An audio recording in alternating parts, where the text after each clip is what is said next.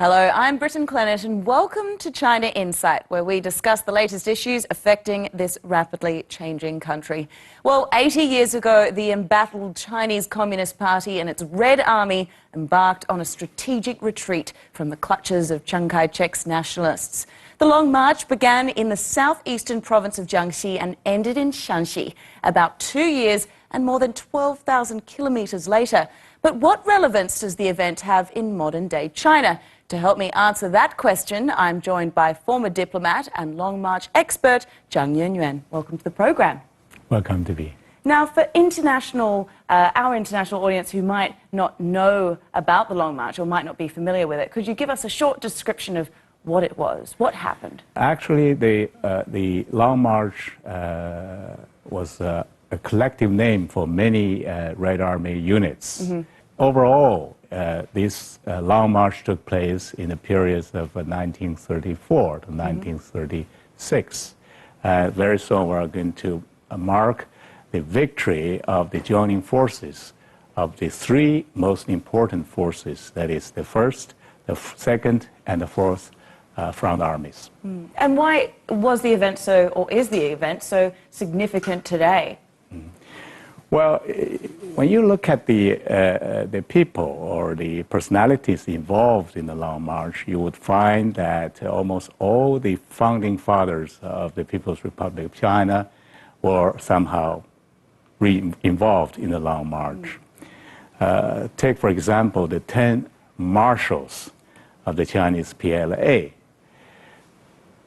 9 out of all 10 marshals participated in the Long March. So yes, it did consolidate some leaders' power, including Mao Zedong. But how significant is the event in history? Well, the Long March solved many interesting and significant problems. For example, who was actually leading the Chinese Revolution? Before, it was a distant combatant in Russia, in Soviet Union, who did that, performed that function. But during the Long March, the Red Army lost contact with the combatant, and they had to make decisions on their own. And finally, they acted on their own, and among other things, they chose their leaders. Right. Chairman Mao emerged as the leader of the Chinese Revolution during the Long March. And thus they embarked on this journey that changed the course of Chinese history. Thank you for that introduction. China Insight reporter Joey Catanzaro travelled to Sichuan province to retrace part of the Long March and spoke with some people who are arguably more qualified to speak on the topic than anyone else, because they actually lived out this historic event. Let's check it out. In her apartment in Chengdu, Sichuan, Li Hongsheng sits and combs through the memories of a long life. At first glance, the 97-year-old great-grandmother could be mistaken for an average pensioner. But Li is a woman full of steel and stories, one of the last surviving members of a group of ordinary Chinese people who accomplished something extraordinary that changed their nation forever. 我认为你看起来像20岁。那是已经是80、90岁的人呐。好。Li Hongsheng hasn't been able to get around properly since she broke her hip a few months back, but the 97-year-old is determined to walk again, and every step she takes now brings her one step closer to her goal. 80 years ago, on a difficult journey of a different kind, she did the same thing, putting one foot in front of the other despite great adversity. Her enemies then weren't age or injury, but bombs and bullets. Li Hongsheng is actually one of the last living links to a legend. Because when she was just 15 years old, she joined China's Red Army on the famous Long March. What made you decide to join the Long March, and can you tell us the story about how that happened? 说男女都可以参军，那个时候我就思想上产生，可以参军，很好奇了。那个时候，我就出来，3天我就出来了，我去报名，还嫌我小了。我说我要长大嘛。红军三大任务，大到帝国主义，铲除封建势力，实行土地革命。 Yan Yongming is a soldier turned sculptor creating works to commemorate the 80th anniversary of the end of the Long March. Li Hongsheng is one of his muses. The Long March was a more than 12,000 kilometre journey across China, made by Red Army forces between 1934 and 1936 as they sought to escape annihilation at the hands of the Nationalist Army. Their odyssey helped shape the nation's history. Now it's being shaped in clay. 红军的精神，他能够成功，能够为天下劳苦人大众打遍天下，他是靠的一种艰苦卓绝，一种永不放弃的精神，就是女排精神。所以说，郎平在带全中国的这个选拔出来的运动员，开始给他们第一条教导就是：你们现在可以走，我不责怪你们。但是如果你要跟着我，就是吃苦。 Many of the Long Marchers were young, much like Zhang Duwei, Yongming's protege. When Red Army forces across China marched to Shanxi province, they persevered despite bombs and bullets, hunger and harsh conditions. Their determination in the face of adversity has come to be known as the Long March spirit. It's captured the imagination of Chinese people for decades. Duwei hopes to capture it in his work. 因为我们现在不需要去爬雪山、过草地这些，所以就把这种精神放到每一件小事上面，要把它做完、做好的一个勇往直前的一种精神。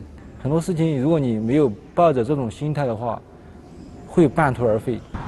The Long March was the beginning of an even longer journey for China, the first step on a road that has led to rapid development and a place for China on the world stage as an economic powerhouse. Cosmopolitan, urbanised, home to a rising middle class, China and Sichuan have changed vastly in the past 8 decades. The Long March is now a thing of the past, but that's been replaced by the March of Progress, and that progress is evident everywhere you look here in Chengdu. But there are those who believe modern China can still learn from its past. This Chengdu local, Jia Xiaohui, is one of them. The retired nurse and amateur historian is visiting Sichuan University to give a lecture on the Long March. Both her mother and father-in-law were Red Army soldiers, and she believes the Long March spirit, a window into the past, is still timely and relevant today. While several contingents of the Red Army reached the eventual safe haven in Shanxi, Xiaohui says the most famous was the First Front Army led by Mao Zedong, which barely escaped annihilation when the nationalists surrounded their base in Jiangxi province. As she explains, of the roughly 300,000 soldiers who trekked across China, only about 10% of them survived to finish it. 我觉得红军精神就是这些，没有什么高大上的，就是那些语言，但是他们用行动践行了他们自己的初心。 This is a generation of young Chinese people who have never known the hardships endured by those who came before them. And yet the lecture resonates. Some say they seek to employ Red Army tactics to succeed professionally.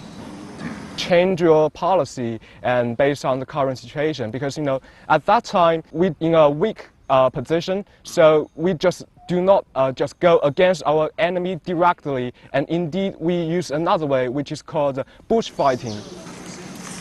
I'm here with a young man who's studying polymer science. He's also a young party member. Can you tell me, what did you learn from the Long March lecture today, and how do you think you can apply that in your daily and professional life? Okay, I think the things that inspire me most is the power of belief. In the scientific research area, there are many unknown fields. With the power of belief, you believe there must be a way to get through it.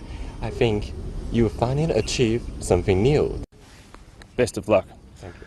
Most of the students who attended Jia Xiaohui's lecture here at Sichuan University are destined to become China's scientists of tomorrow. And these bright young people, so important for China's future, say they believe they're better placed to overcome the challenges ahead by drawing on inspiration from China's past.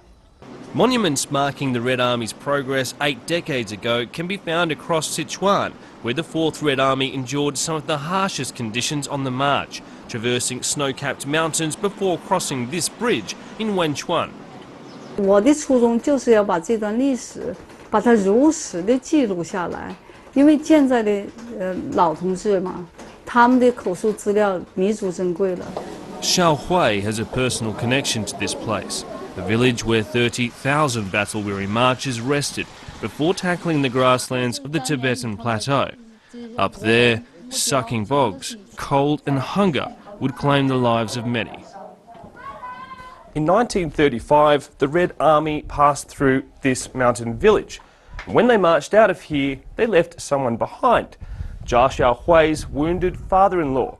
Today, she's following in his footsteps to meet with the descendants of those who put everything at risk to take him in and nurture him back to health.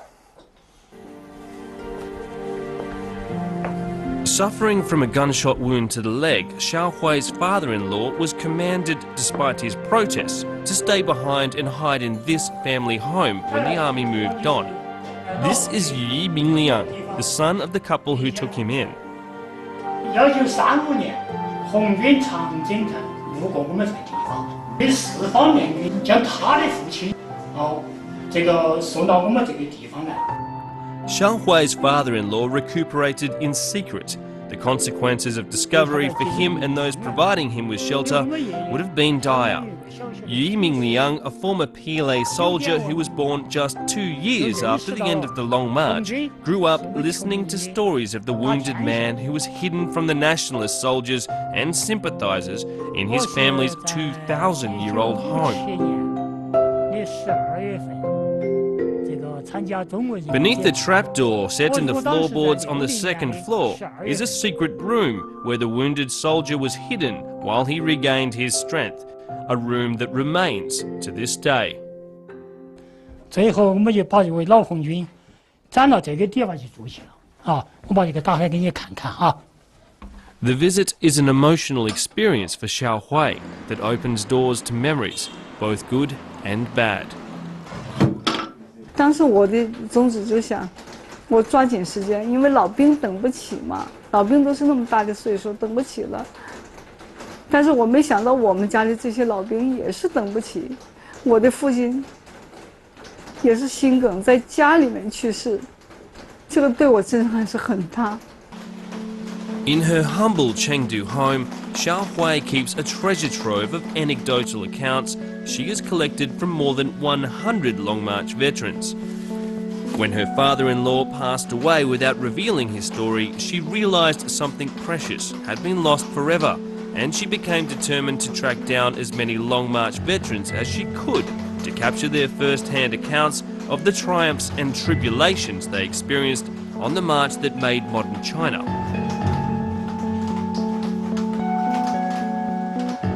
She began with her mother-in-law, who, like so many of those she interviewed, has now passed from this world. You've met so many of these Long March veterans. Is there anything in particular about them that they seem to have in common? 共同的特点，我觉得他们思想很朴实，就是他们讲，我听的最多就是说。 他们知足了，因为他们的战友牺牲了嘛，他们活到现在，他们知足了。这个17年大概拖了有将近200个红军手印，现在大多数老红军已经过世了。 Much as the Long Marches made their impression on modern Chinese history, Xiaohui has collected hundreds of their handprints, impressed in ink upon paper. 这是我婆婆侯丽珍的手印。1933年，她参加红军，她两次过草地，3次过雪山，这是她的手印。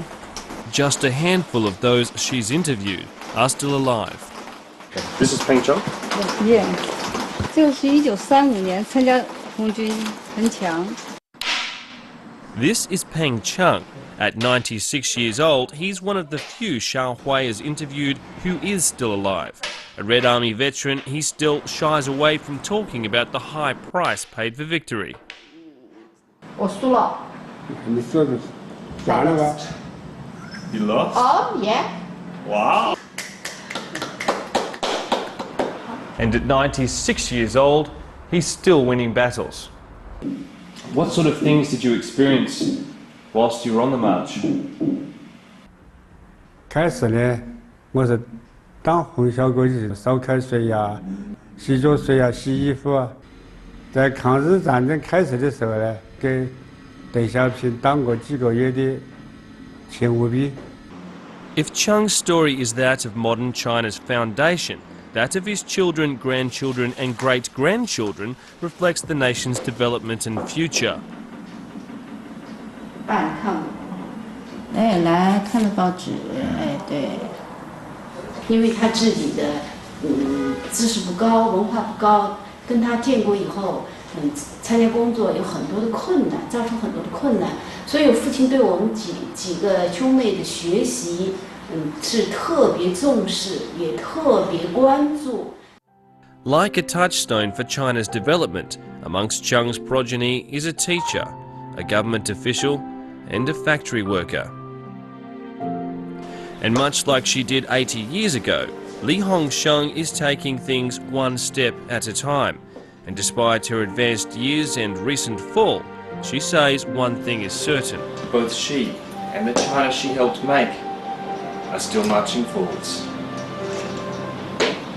Now, you were involved in a seminal Long March text called The Long March by Harrison Salisbury, and in that process you met some of the leaders of the Long March, is that right? Yes. What were your impressions? What was that like? Well, first impression is that, oh my goodness, so many national leaders who are leaders of China nowadays were actually Long Marchers. It gives me an idea, the Long March played a very important role in what has, made China to come so far. We must have met more than 100 of this party and the military veterans. On top of that, we have also met so many ordinary soldiers. Some people did not make the whole trip. They got injured. They were left behind, and they could not catch up, so they just stay on, hide themselves, hide their true identity. As stories get passed on from generation to generation, they can, some would say, get exaggerated. This happens all the time. I just wonder, in the process of writing the book, whether you kind of there was some kind of separating fact from fiction. Well, Harrison Salisbury has been very serious scholar. He wanted the book to be a scholarship, not just of some fiction or popular science thing. He has done a great deal of research for 12 years before the Long March project actually was allowed to go ahead in 1984. He raised that subject with Premier Zhou Enlai as early as 1972. What did he say? Well, he said, well, I think I want to do a project on the Long March. And Premier Zhou Enlai looked at him, smiled. Harrison did not understand why he did that. Later on, as he knew more about China, about Chinese history, and especially the Chinese Cultural Revolution that was still going on at the time, he said that I was too ignorant, too naive to propose that subject matter in 1972. Educated Chinese know the story of the Long March. Do they know these individual stories that you're telling me now? Yes, thanks to books like Harrison's Untold Stories, and also books written by many very smart Chinese writers. I think educated adults in China are well known have become well known after stories of the Long March.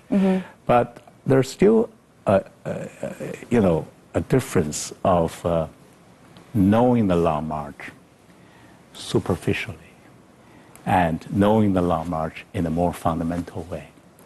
Nowadays, you see some young people dressing like a Red Army soldier in this gray uniform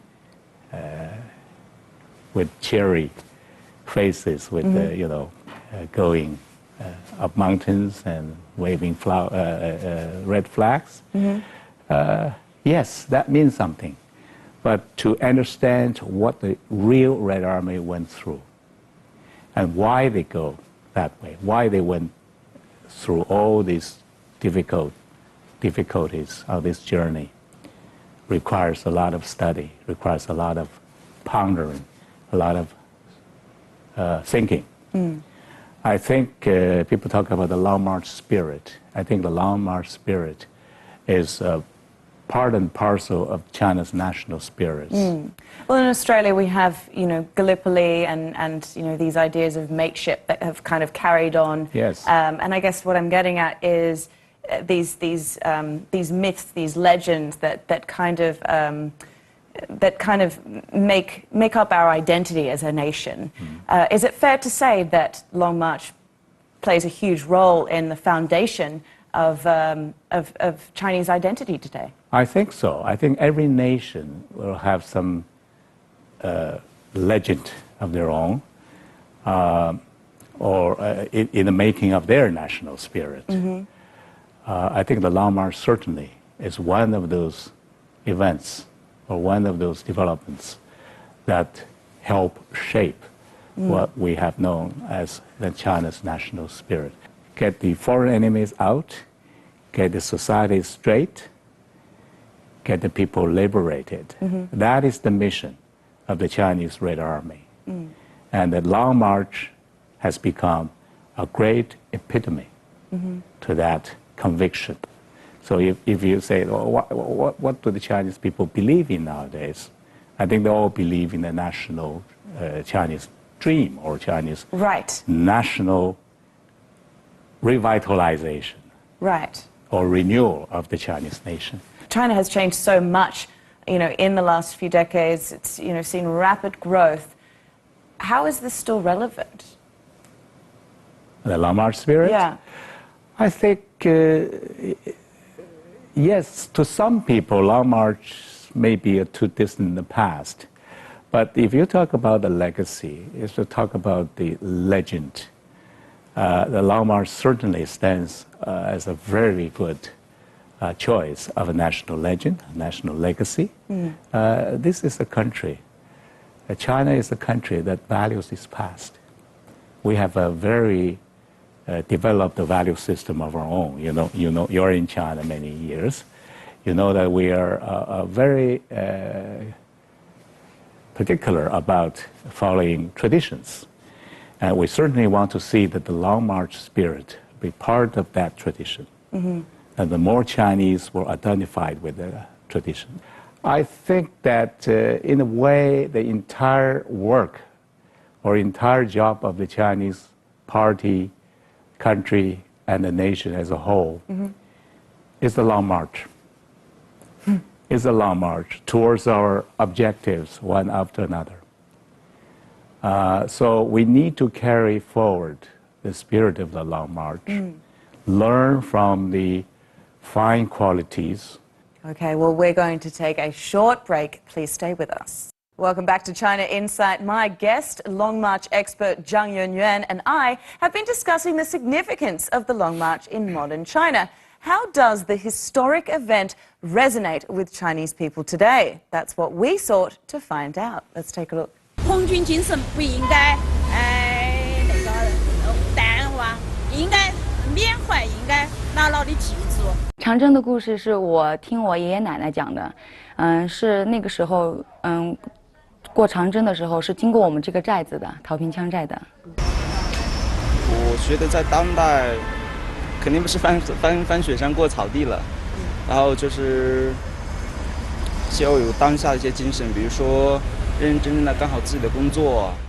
但我觉得我们这一代的话，是对于这个长征精神是比较匮乏的，这种坚持不懈的那种精神是比较匮乏的。我觉得，要是我们这一代有这种精神的话，就可以更丰富我们的精神世界。Madam, we're just wondering, have you ever heard of the Long March? Of course I did. Everybody knows in France at least. Yes, it was Mao's march. And the other question I'd ask, do you think many young people in France these days would know about the Long March? Of course they do. Yeah. I'm sure they do, because they learn in history. History program, you learn the Long March. Do people care about the Long March? In China? I think so. I think so. How about abroad? Well, abroad the people would interpret the Long March in different ways. First, they would regard it as a process where Mao successfully escaped the doom from the hands of the Chiang Kai-shek forces, and also is the period in which Mao consolidated the hold on the power within the party and the emerging Chinese Republic. But Salisbury was different. Salisbury believed that the Long March was a spirit that would move this country of 1 billion people to a direction that no one could divine. He wrote that in the foreword of that book, of his book. He believed that this century will be a Chinese century. The Chinese will get the destiny in their own hands and will see a rising China in the new century. Of course, he wrote the book in 1980s, but he already predicted that the forthcoming century will be the century of China.